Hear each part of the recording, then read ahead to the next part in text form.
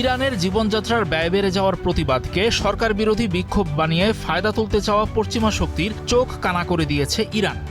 সামরিক মানের উচ্চ প্রযুক্তির জ্যামিং ব্যবহার করে মার্কিন তথ্য পাচারের হাতিয়ার ইলন মাস্কের স্টারলিংক স্যাটেলাইট ইন্টারনেট সার্ভিস প্রায় পুরোপুরি অচল করে ফেলেছে দেশটি।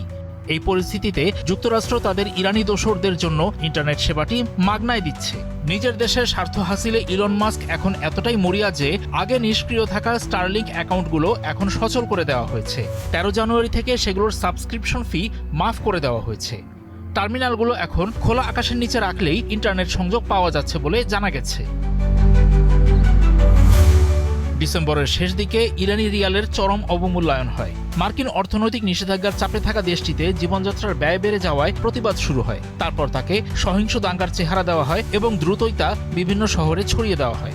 এসব তৎপরতায় পশ্চিমা শক্তির ইন্ধনের শক্ত প্রমাণ আছে ইরানি কর্তৃপক্ষের হাতে। বিশ্বের প্রথম দেশ হিসাবে স্টারলিংক অচল করতে সফল হয়েছে ইরান। তারপরেই মার্কিন প্রেসিডেন্ট ডোনাল্ড ট্রাম্প তার পুরনো বন্ধু ইলন মাস্কের সঙ্গে বিষয়টি নিয়ে ফোনালাপে বসেন। ফলাফল এই, ধনকুবের ইলন মাস্ক লোকসান গুনতে বাধ্য হচ্ছেন, কারণ ইরান সরকার দেশ জুড়ে ডিজিটাল ব্ল্যাকআউট জারি করেছে। দেশটিতে সরকার বিরোধীরা কি করছে তা জানার সব পথ তাই বন্ধ প্রায়। এখন ইরানের ভেতরের খবর বের করতে চাইলে স্টারলিংকই পশ্চিমাদের একমাত্র ভরসা। এক্সট্রিম মশার কয়েল প্ল্যান্ট ফাইবার দিয়ে তৈরি, ডেঙ্গু, চিকুনগুনিয়া বাহি সহ যে কোনো মশার বিরুদ্ধে দেয় এক্সট্রিম সুরক্ষা। 9 কোটি 20 লাখ জনসংখ্যার ইরানে এখন মাত্র 50,000 স্টারলিংক রিসিভার রয়েছে। ইরান সরকার সামরিক মানের জ্যামিং প্রযুক্তি ব্যবহার করে ইন্টারনেট ব্যবস্থাটির সিগন্যাল ভণ্ডুল করে দিচ্ছে। দেশটিতে সিস্টেমটি ব্যবহার নিষিদ্ধ।